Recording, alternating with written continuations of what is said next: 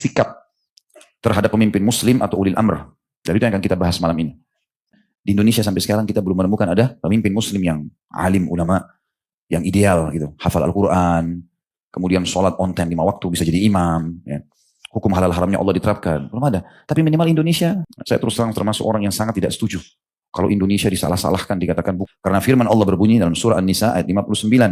A'udzubillahi minasyaitonirrajim. Ya ayyuhalladzina amanu atiullaha wa atiur rasulah wa ulil amri minkum. Hai orang yang beriman, taatilah Allah, taatilah Rasulnya, dan ulil amri di antara kalian. Kalimat ulil amr teman-teman. Juga sabda Nabi SAW di dalam hadis yang sahih, riwayat Bukhari nomor 693. Isma'u wa ati'u wa in ta'ammara alaikum abdun habasyiyun ka'anna ra'sahu zabibah. Dengarkan dan taatlah kalian semua. Sekalipun yang memimpin kalian adalah budak sahaya berkulit hitam dari Ethiopia yang rambutnya seperti buah kismis atau keribo.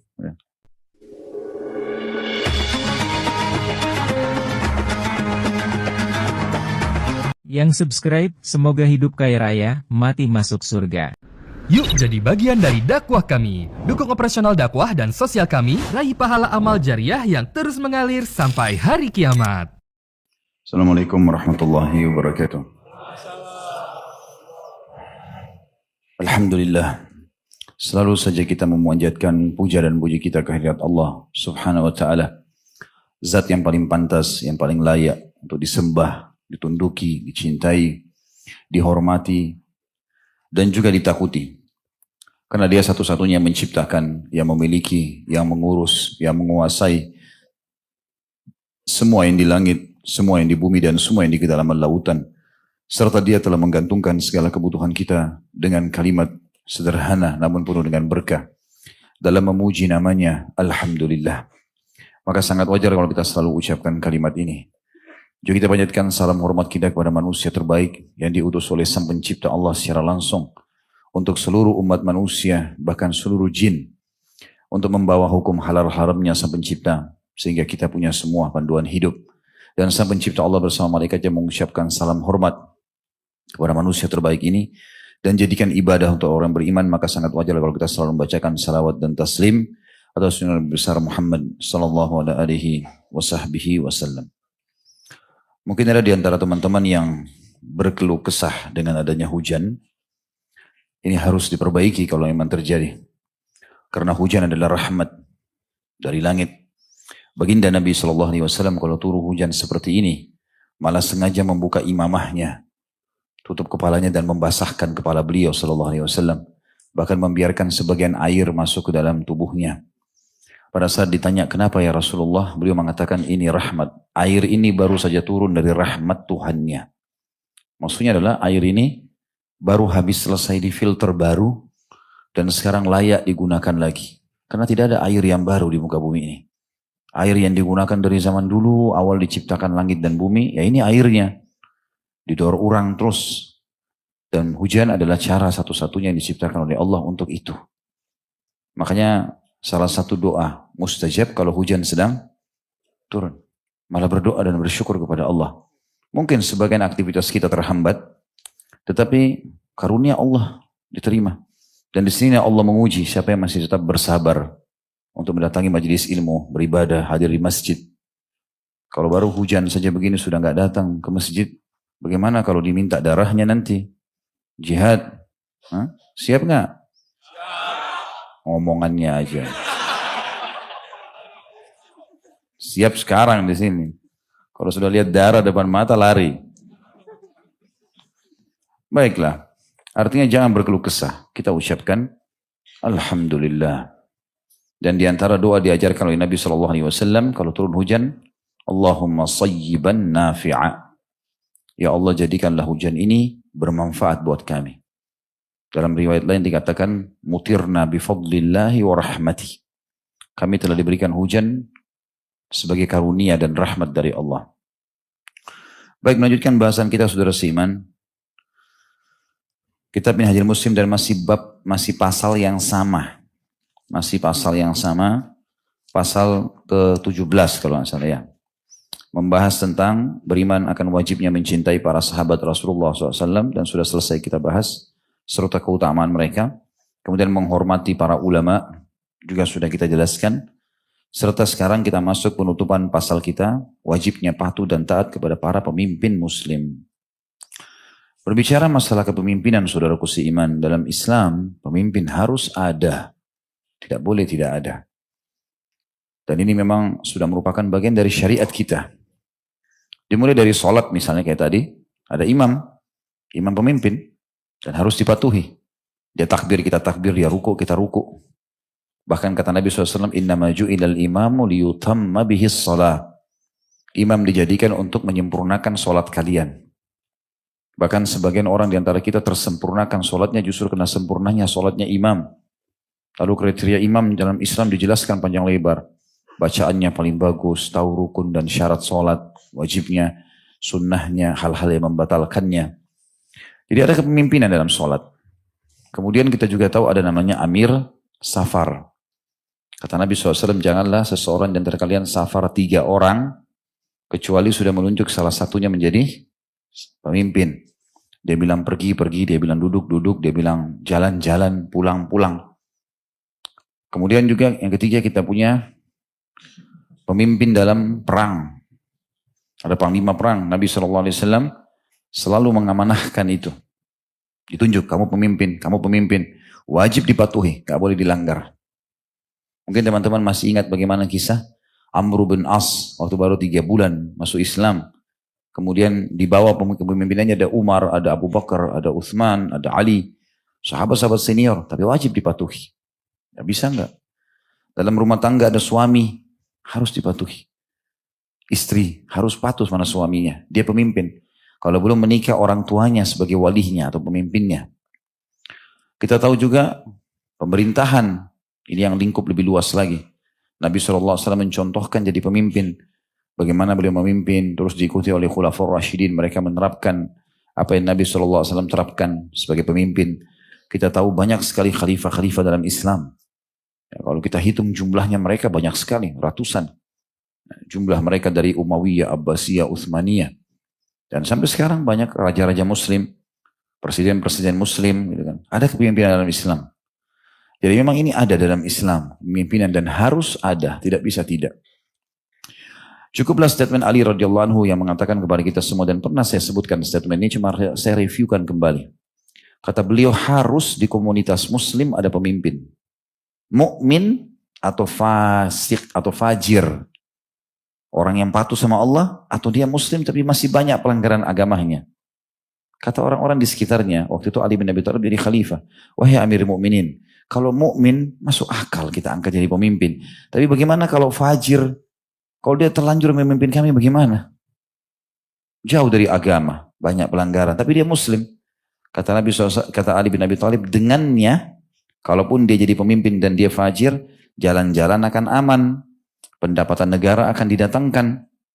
Kemudian musuh akan dihadapi.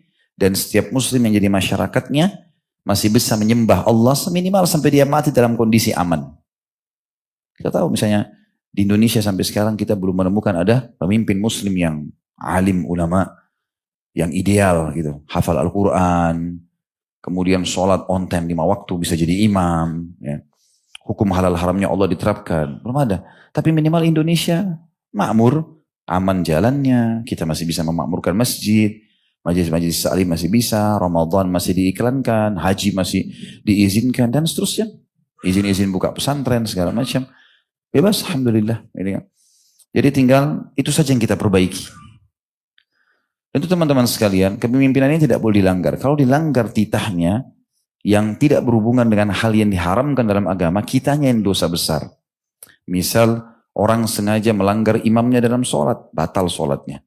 Orang yang sengaja tidak melanggar pemimpin safarnya, atau istri melanggar suaminya di rumah, atau anak-anak pada orang tuanya, atau prajurit pada pasukannya, atau siapa saja. Ya, semua itu, ya termasuk masyarakat yang dipimpin oleh pemimpin muslim, maka ini hukumnya dosa besar. Gak dibolehkan sama sekali dalam Islam. Lalu bagaimana kalau seandainya ada hal-hal yang kita tidak sukai? Maka bersabar. Itu yang harus diperhatikan. Bersabar. Karena bersabar di bawah kepemimpinan orang yang fasik atau fajir, lebih afdal daripada pemberontakan terhadapnya. Pemberontakan mendatangkan banyak mafsadah, banyak kerusakan. Kecuali betul-betul dalam satu keadaan mereka melarang kita sholat dan ada kekuatan muslimin itu lain. Diingatkan mereka tidak mau, bahkan mereka tutupin masjid. Gak boleh umat Islam jalankan aktivitasnya, ini lain. Tapi kalau enggak, gak boleh sama sekali memberontak. Dan semoga Allah kasih hidayah banyak anak-anak muda muslim di Indonesia yang karena semangatnya besar, maka mereka main sembarangan saja. Ini pemerintahan kafir, togut, berontak, serang. Serang apanya? Apanya yang mau diserang? Antum buka usaha lebih bagus. Buka usaha halal, antum jual makanan halal itu sudah dakwah. Antum cari rezeki yang halal buat anak-anak, buat sekolah, pesantren, tahfidz Quran, lebih baik daripada memberontak. Jadi kadang-kadang subhanallah ban mobil kita kempes semuanya dibuang. Bannya kalau kempes diapakan? Tambal, isi angin, jalan. Emang gampang buat kepolisian, tentara, buat semua macam kementerian, tidak gampang itu. Tinggal bagaimana dikemas secara Islam. Bagaimana ditarik itu dalam Islam, itu bisa. Saya terus terang termasuk orang yang sangat tidak setuju. Kalau Indonesia disalah-salahkan, dikatakan bukan negara Islam, bukan negara begini. Kalau saya melihat semua umumnya poin yang menerapkan itu sebagai sebuah negara Islam, ada. Pemimpinnya muslim. Dari presiden pertama sampai sekarang muslim. Banyak kekurangannya iya. Banyak kekurangan iya. Banyak juga khalifah-khalifah Islam dulu punya kekurangan. Banyak.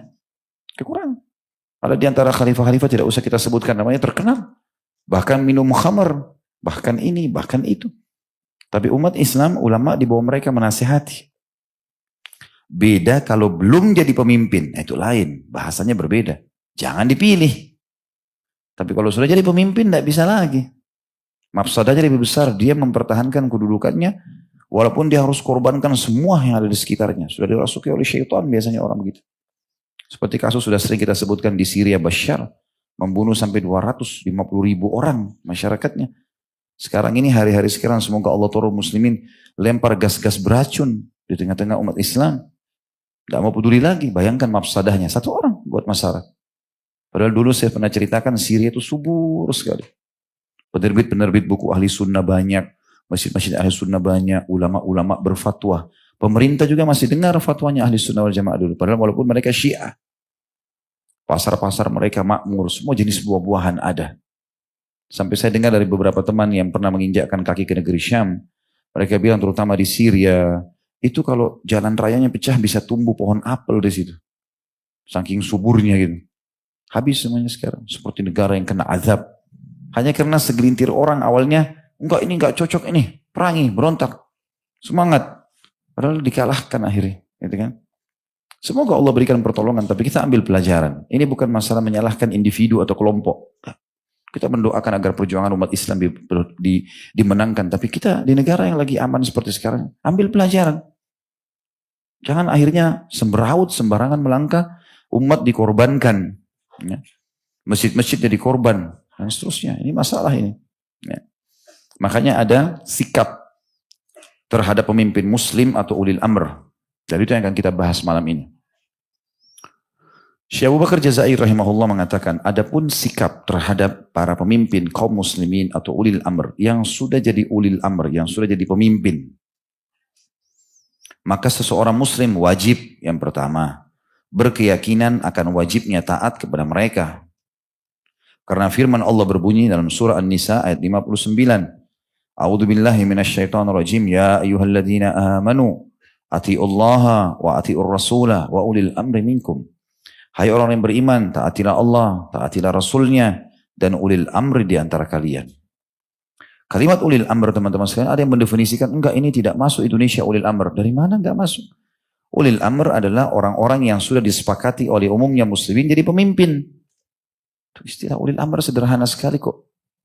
Udah seperti itu, siapa yang sah, kata Ibnu Umar radhiyallahu anhu, siapa yang sah telah terpilih oleh komunitas yang mayoritas, maka kami bersamanya. Dan itu ulil amr. Itulah yang Ibnu Umar sampaikan dalam banyak statementnya.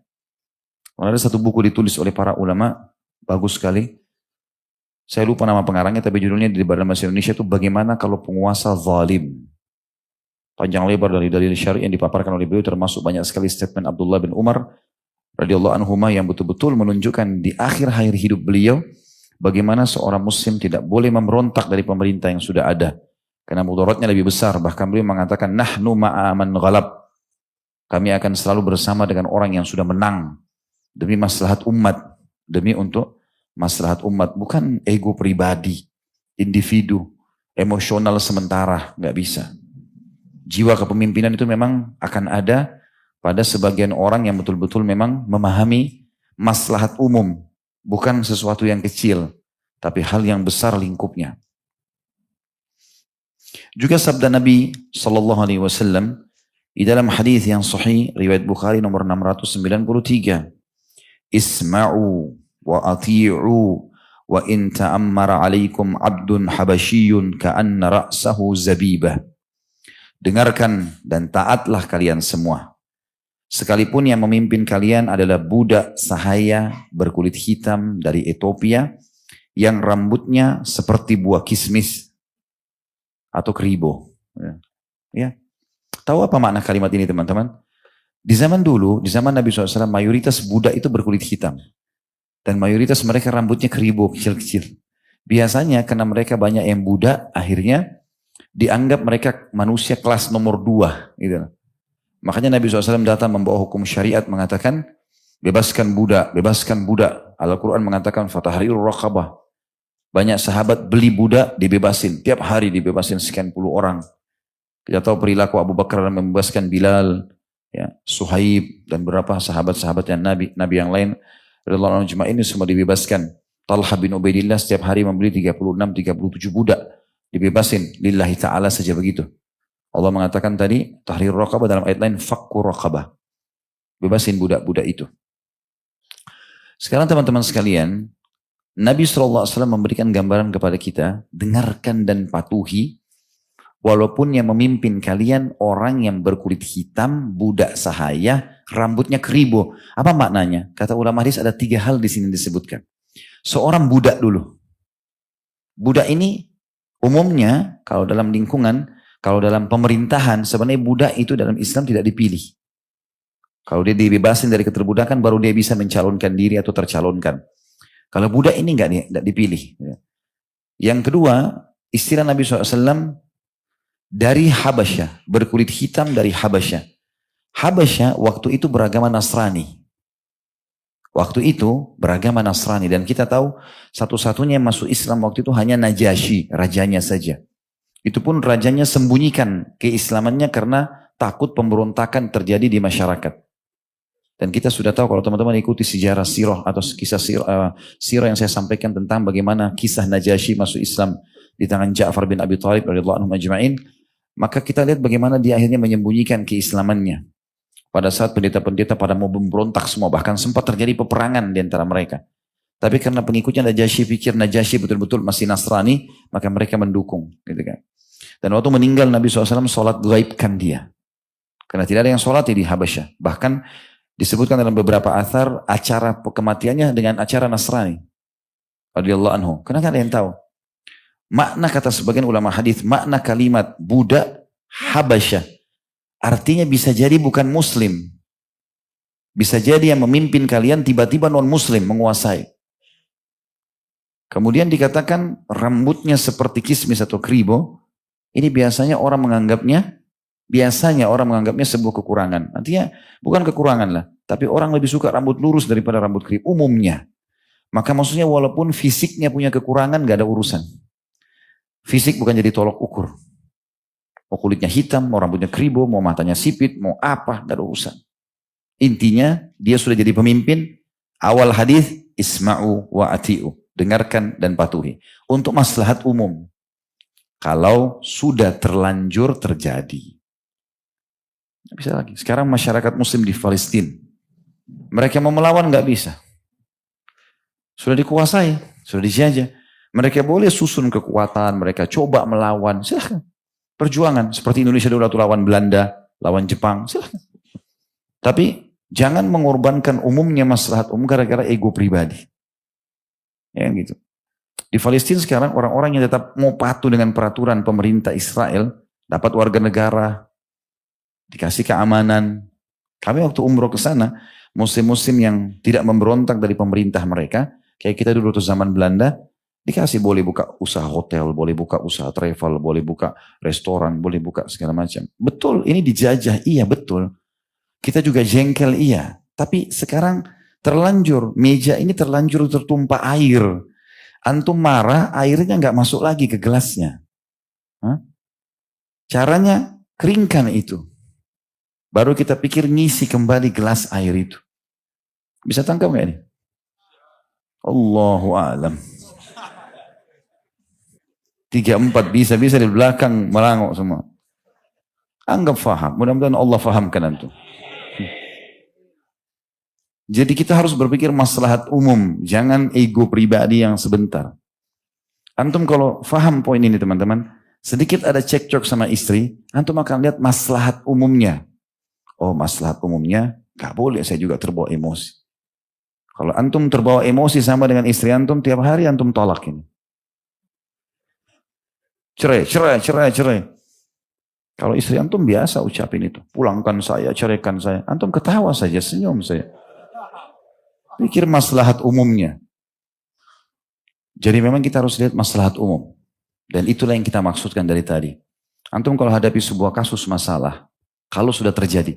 Bedakan masalah belum terjadi dan kalau sudah terjadi. Belum terjadi, kita bisa pikirkan. Belum hujan, siapkan payung. Pilih jalan-jalan yang mungkin tidak banjir sebelum hujan.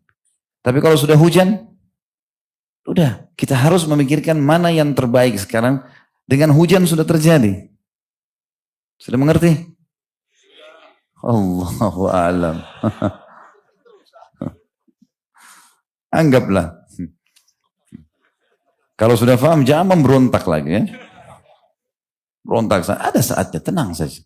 Allah akan bukain pintu-pintu jihad pada waktunya dan tempatnya.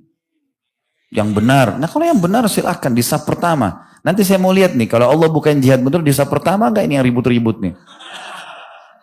Tahu-taunya pulang kampung sembunyi. Hah? Sekarang semangat ini di depan enggak nanti. Hah? Keluar-keluar ribut sana sini tapi enggak ada hasilnya untuk apa ini. Semoga Allah kasih deh. Sekali lagi saya nggak sebut nama, saya nggak sebut nama kelompok secara global. Karena kita mencintai sama muslim, tapi kita berharap jangan ada yang terpengaruh dengan ide-ide yang cuma panas sementara, tapi akhirnya mudarat besar terjadi pada umat.